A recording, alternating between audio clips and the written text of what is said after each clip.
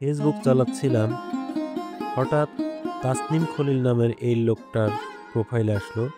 তখন প্রোফাইলটা অন করলাম, একটু অন করে তার পোস্টগুলা দেখতে থাকলাম। একের পর এক অনেকগুলো পোস্ট এই ভদ্রলোকটি করেছেন তার ফেসবুক থেকে। তো সেখানে আয়নাঘর নিয়ে অনেকগুলো ছবি, ভিডিও একের পর এক পোস্ট করেছেন। এই কিছু কিছু পোস্টে অনেক লম্বা ক্যাপশনে কিছু বর্ণনাও লিখে রেখেছেন এই ভদ্রলোক। আয়নাঘরের সমস্ত চিত্র, এপাশ ওপাশ, মানে চারিপাশ থেকেই সে ছবিগুলো তুলেছেন। এখানে দেখা গেল যে একটি আয়নাঘরে দেখেন সে কত বড় একটি ক্যাপশন লিখে রাখছে, একদম পুরা সেই ৭২ না ৫২ ইতিহাস। আয়নাঘরে কিছু ছবি রাখছে, এপাশে ভাঙা, এপাশে একটি এক্সস্টার ফ্যান লাগানো। আবার আয়নাঘরে নেত্র নিউজ, ঢাকা ক্যান্টনমেন্টে বাংলাদেশের সামরিক বাহিনীকে নিয়ে কি এমন অনেকগুলা পোস্ট এরকম। এক একটা ছবি এক এক সাইড থেকে তোলার পরে সে এই প্রোফাইল থেকেই আপলোড দিয়েছে। অনেকগুলাই ছবি আপলোড দিয়েছে সেখানে।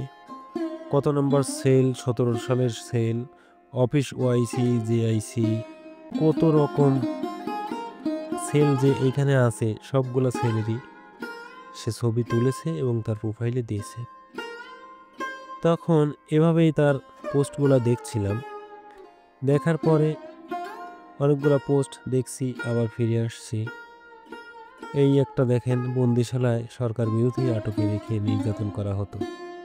এখন সরকার বিরোধীদেরকে এই আয়নাঘরে রাখা হতো, এমনই পোস্ট করছি। এই যে দেখেন, এই পোস্টটাতে যখন আসছি তখন তো আমার তো মুখ বন্ধ।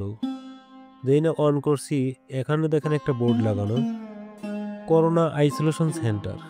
এই ভদ্রলোকের প্রোফাইল থেকে দেওয়া কিন্তু। এখন করোনা আইসোলেশন সেন্টার, তার ভিতরে যে এই সমস্ত লোক সেখান থেকেই ছবিগুলো দিছে, এটাই এখন আয়নাঘর নামে পরিচিত। এই যে বাহিরে যে জানালা দেখছেন, ভিতরে লোকটা দাঁড়িয়ে আছে, করোনা আইসোলেশন সেন্টার। এটা এখন করোনা সম্পর্কে জানে না বাংলাদেশের এমন লোক মনে হয় খুঁজে পাওয়াটা কষ্ট। এই যে ভিতরে আর্মির লোক আছে, পিজিআর এর দেখছি লোকজন আছে, অনেক ভিআইপি আছে, সরকারের লোকজন আছে।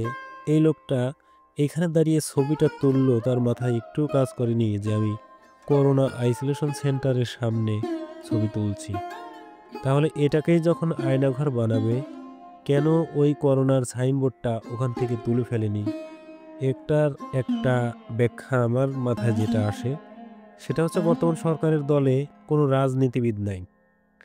এদেরকে মাথায় কি বলবো, এদের মাথায় যখন যেটা আসে তখন সেইটাই করে। রাজনীতিবিদ থাকলে পরে আপাতত ওই করোনার সাইনবোর্ডটা ওখান থেকে তুলেই আয়নাঘর বানাতো।